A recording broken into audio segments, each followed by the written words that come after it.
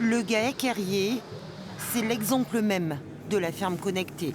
Les 110 vaches de l'exploitation sont pilotées par ce logiciel 24 heures sur 24. Il y a 5 ans, Patrick et son fils ont investi dans un nouvel outil de production. La traite est désormais faite par des robots. Les vaches passent de moyenne 3 fois par jour. Donc il y a un peu plus de lait et c'est un gain économique quand même, quoi. Plus de lait à la place, plus de lait par vache. Avant, le week-end, il fallait absolument être 2 pour travailler parce qu'il fallait traire les vaches, donc c'est plus de travail. Mais aujourd'hui, avec un robot de traite, mis à part le matin parce qu'il faut toujours faire de l'alimentation, mais le soir, on peut se débrouiller tout seul, un associé. Donc pour la vie de famille, c'est génial. Moins de contraintes, plus de rendement.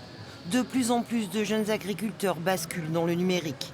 Loin de leurs terres, les frères Juvin, depuis leur smartphone, sont informés en temps réel sur la santé et la production de chacune de leurs bêtes.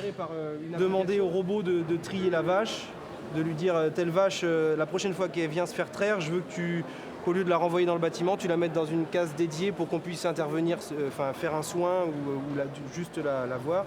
L'avantage qu'on voit, c'est instantané. C'est réactif, c'est de la souplesse, c'est très individualisé, animal par animal.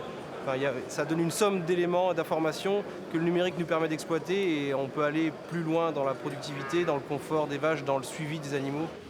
Aujourd'hui, en Pays de la Loire, de nombreux exploitants laitiers s'apprêtent à passer la main. La filière est en crise, alors il faut s'adapter.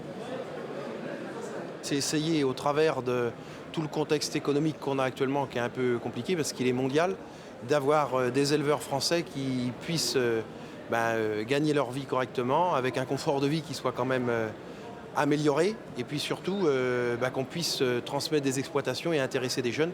C'est quand même une problématique actuelle importante si on veut manger français demain. Avec 1 200 000 litres produits chaque année, l'exploitation de la Chapelle-Glin fait partie des infrastructures les plus rentables de la région. Pour évoluer, la famille a investi 200 000 €. La quantité de lait a augmenté de 10 à 15 % pour un chiffre d'affaires annuel de 450 000 €.